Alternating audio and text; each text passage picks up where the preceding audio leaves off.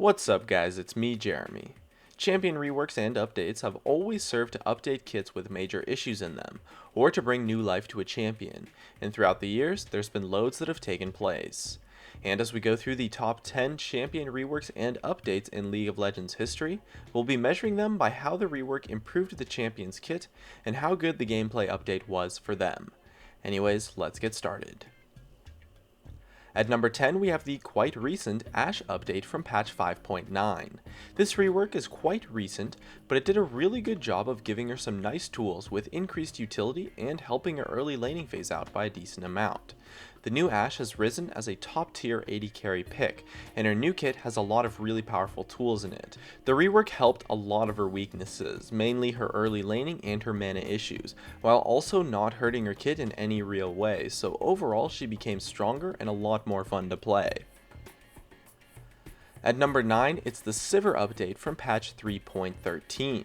Similar to the Ashe update, it wasn't a complete overhaul of her kit, but it gave her a ton of utility and did a really nice job of helping her with her weaknesses. Before this rework, she had a lot of problems with mana and laning, but after the update she became a fairly lane dominant champion that didn't really have mana issues anymore, and had a lot more updated features as well, such as not having a cast time on her ultimate, as well as some other quality of life buffs. The overhaul gave her kit a lot more fluidity, and it was exactly what she needed to rise as a top tier AD carry pick ever since. At number 8, we have the Heimerdanger rework from the same patch, patch 3.13. Before this, Heimerdanger was considered, for the most part, to be a troll pick pretty much, and suffered from loads of issues throughout his kit as a whole, mainly having too much dependence on his turrets overall, causing him to be very immobile.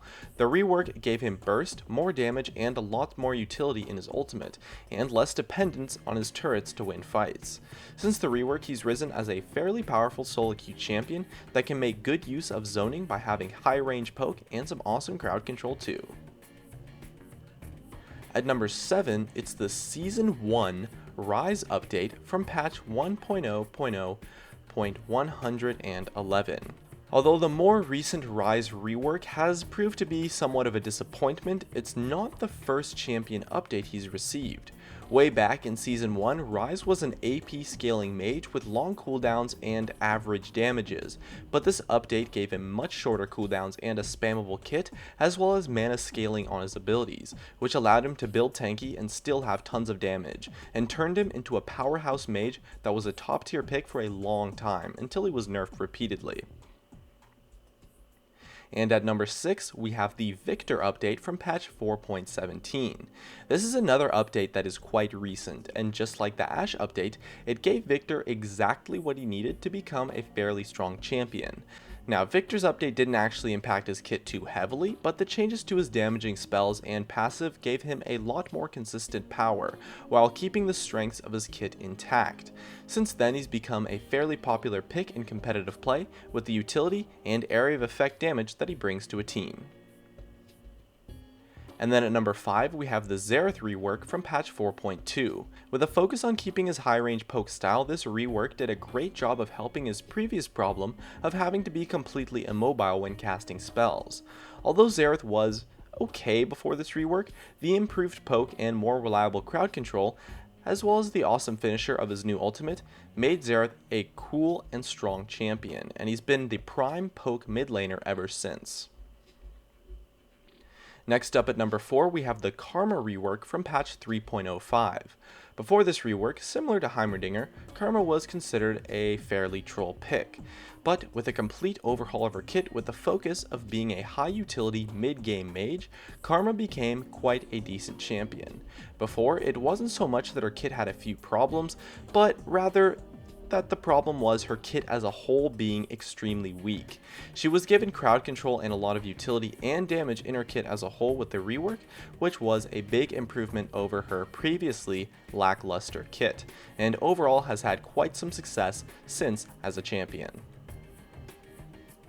Next up at number 3, we have the Katarina rework from patch 1.0.0.145. Before this rework, Katarina was considered to be a fairly bad champion and had never really seen the competitive spotlight. but after the overhaul to her W and improved damages in her kit while still keeping her strengths intact, the Katarina rework made her into a monster of a champion that dominated the meta with a variety of builds for multiple seasons. Before, she suffered a lot since her weaknesses were too easily exploited, but now her new kit proved to be quite strong and made her an awesome champion. Next up at number 2, we have the Sion rework from patch 4.18. Another fairly recent rework, the Sion overhaul actually made him into a monster of a champion.